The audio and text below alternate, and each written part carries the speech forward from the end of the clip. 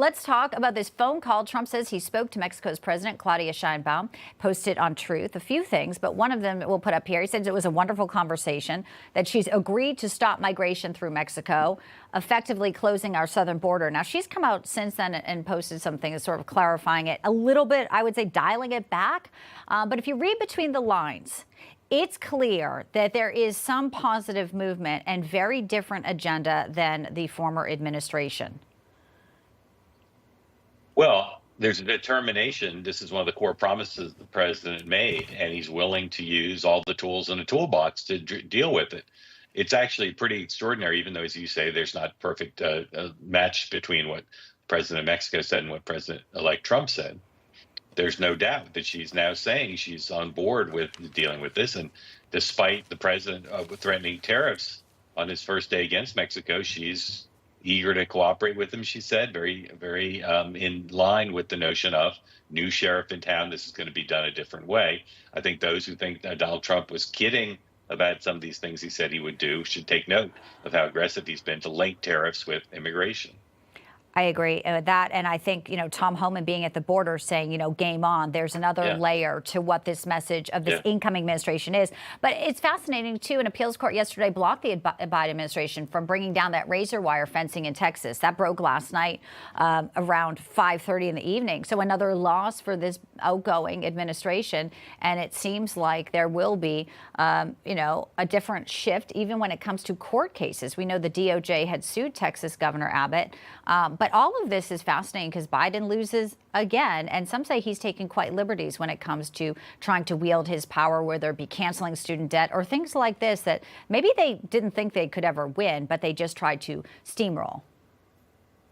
Well, every president loses something in court, but this president did some things that his own legal advisors in many cases warned would probably not hold up, and in some cases they haven't.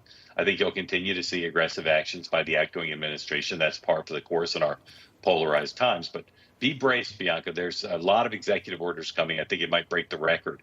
And these are things that have been worked on for nearly 4 years because the government in exile, the government in waiting for Team Trump, has been very aggressive and studious about putting stuff together that they do think will pass legal muster. Day one, Elon and Vivek will be on the Hill next week. And what do you make of Zuckerberg going down to have dinner? There's, thoughts about, kissing the ring. I know Trump has talked about the Google CEO and saying some of these big tech folks are really, were rooting for him or trying to at least have good relationships with him coming in. Now, I know that, his BFF is Elon. And Elon was really instrumental in all of this. But Zuckerberg, what do you think his end game here is to dine with Trump? Well, it's a good thing the guy is physically fit. He famously works out a lot because it's hard to both bend the knee and kiss the ring at the same time. Truly. It requires a fair amount of coordination. I think he surfs, Mark. I think he's a big surfer. He's in pretty good shape. And he and Elon had a period where they're back and forth about having a physical fight. Look, I know. Every CEO in America and many around the world know that being on the good side of Donald Trump is important if they want their business to thrive. He cast it, his spokesman, Zuckerberg's spokesman, cast it as, just a nice, great get together. But I'm not buying I think that. you're going to see a lot of jealousy, right? Elon Musk and some of the other folks who are from tech extremely involved in the transition. And I think Zuckerberg is lucky that he has, and fortunate that he has enough pull to say, hey, I'd like to come down to Mar-a-Lago and kiss and bend. And he got received. Information. Truth. Is freedom. Is Newsmax. It's real news for real people.